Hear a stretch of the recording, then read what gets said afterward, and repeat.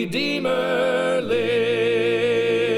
Jesus often took what his followers expected and turned it upside down. In Matthew 18, verse 1, Jesus' disciples come to him and they ask, "Who then is greatest in the kingdom of heaven?" When the disciples thought about Jesus' kingdom, they thought of a similar power structure that they were used to seeing in kingdoms that we're used to seeing in nations of the world today. And they wanted to know who would be the greatest or the most powerful in Jesus' kingdom. Jesus' reply, though, turned their view of his kingdom upside down. Because Jesus, beginning in Matthew 18, verse 2, Jesus called a little child to him, set him in the midst of them, and said, "Assuredly I say to you, unless you are converted and become as little children, you will by no means enter the kingdom of heaven.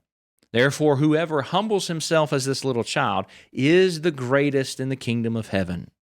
Matthew 18, verse 2 through 4. There are many people more powerful than little children. In fact, oftentimes even an older person in relatively poor health is still more powerful than a little child. As far as greatness goes, this was about as far down the ladder as you can get.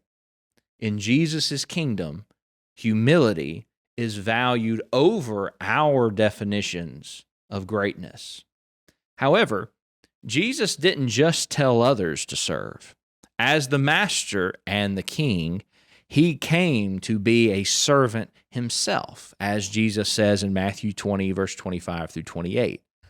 Jesus demonstrated this when he washed his own disciples' feet.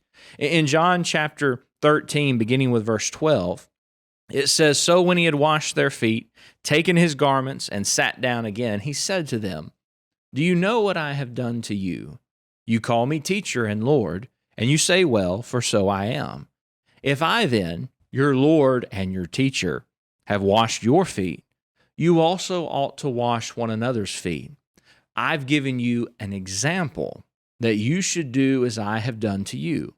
Most assuredly, I say to you, a servant is not greater than his master, nor is he who is sent greater than he who sent him. If you know these things, blessed are you if you do them." John 13, verse 12 through 17. The greatest person in the Lord's kingdom today might be someone that few people know. The greatest person is the one who quietly serves others, not calling attention to themselves, as Jesus talks about in the Sermon on the Mount in Matthew 6, verse 1 through 4.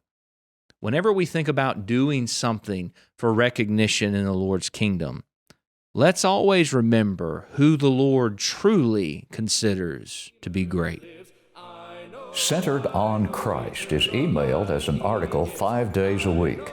Click the link in the description if you want to start receiving Centered on Christ to help with your daily Bible study.